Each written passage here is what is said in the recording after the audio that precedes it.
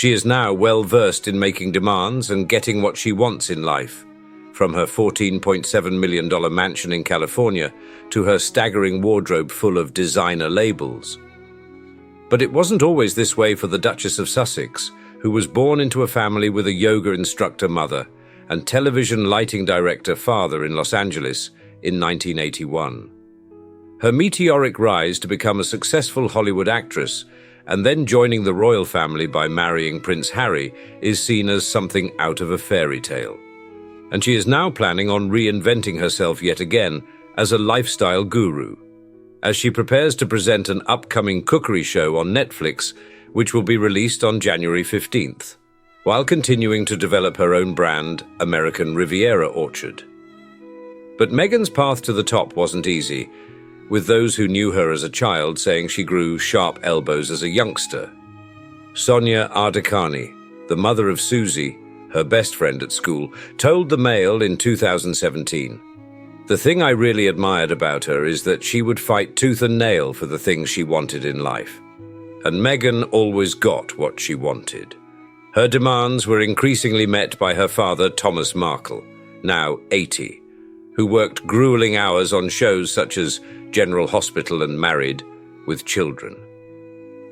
Unlike his other two children, Samantha and Thomas Jr., Thomas Sr. saw Meghan throughout her childhood and sent her to elite private schools. When she started high school aged 12, Thomas got into a daily routine of dropping Meghan off at school and either collected her himself or sent a limousine to bring her to his studio or to her friend's house while he finished work, according to an author. In his 2022 book, Revenge, Tom Bauer wrote that Meghan was utterly indulged by her father, with Thomas admitting he spoiled her. Thomas said his efforts caused Meghan to change. She became controlling at school, the master of ceremonies, and controlling at home too, he said.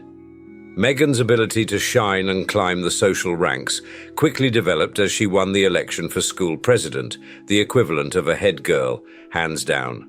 She was so popular and pretty that she was also crowned homecoming queen, a much coveted prize among female high school students.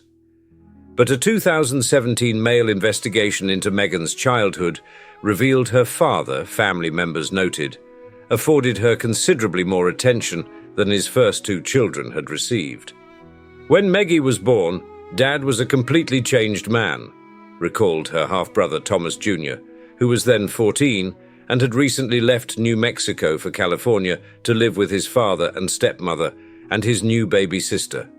Before then, Dad's work took priority over everything, but she became his whole world. I remember when she came home from the hospital, he had decorated the bathroom with little angels and fairies.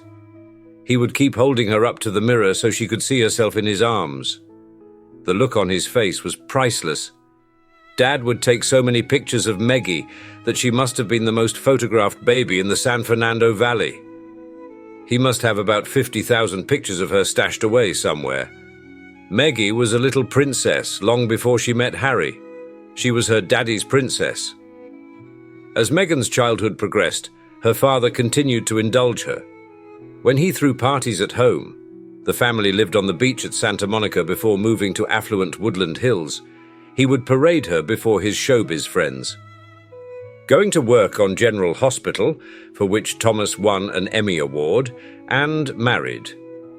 With children, he would take her with him on set where the stars would make a fuss of her.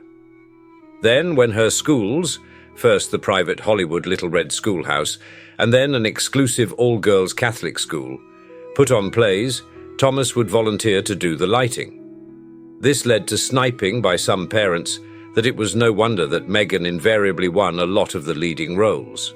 Fame seemed to be Meghan's goal from a young age, as a scene in her and Prince Harry's 2022 Netflix docuseries showed. While visiting her elementary school, she read aloud a revealing letter she had written to her former principal when she graduated at the age of 11. "When I am rich and famous, and I write my life story, I will talk about you and the school, so you will be known worldwide," she read. Meghan thought that being an actress was the way she could become a star, and her father aimed to give her all the help he could. Bauer claimed in his book that he trained her on how to be an actress, writing, "Obeying her father, Meghan always perfected her lines and unquestioningly obeyed the director's instructions. His more important advice, after occasionally watching rehearsals, was to explain how best to hold her head, fixate her eyes, show her best profile, and most important, look sincere. Acting, he emphasized, depended on the appearance of authenticity. Thomas also paid for Meghan's orthodontics, which removed the gap between her front teeth, which had been present throughout her childhood.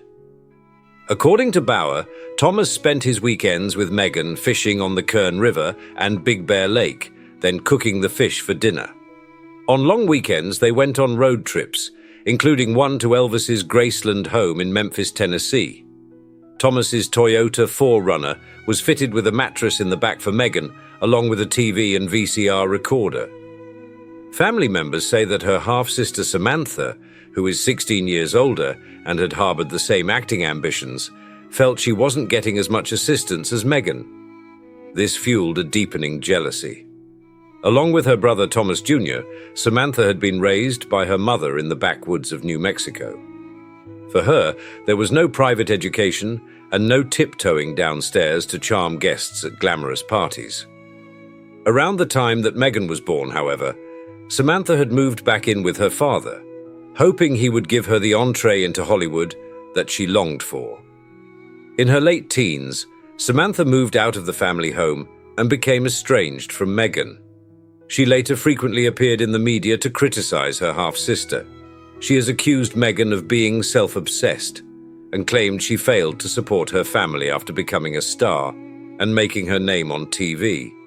Meghan became successful at school and then at Northwestern University in Evanston, Illinois, and never looked back.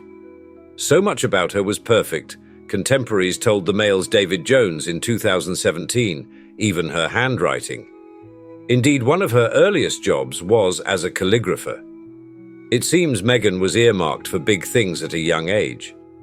As friends recalled to Bauer, she was always destined to be remarkable. 2 years before she met Harry, Meghan wrote about her father's dedication to giving her a good life. On her now defunct blog, The Tig, she said, "The blood, sweat and tears this man, who came from so little in a small town in Pennsylvania, invested in my future so I could grow up to have so much." She then added, "To my dad, my thoughtful, inspiring, hard-working daddy, happy Father's Day." In a Valentine's card from her childhood, uncovered in 2018, Meghan wrote, "Daddy, everything you do for me has turned me into who I am, and I am so grateful. All I want to do is make you proud, and I promise no matter what, I'll do it. Thank you for everything, Daddy. I love you with all my heart now and forever." But despite clearly at one stage admitting the importance of her father's influence on her life, Meghan has been estranged from him for years. Thomas has never met Harry. He was due to come to their wedding in May 2018, but cancelled at the last minute after the Mail on Sunday revealed he had arranged pictures with paparazzi for cash. Meghan's 2 children, Archie, 5, and Lilibet, 3, have also never met him.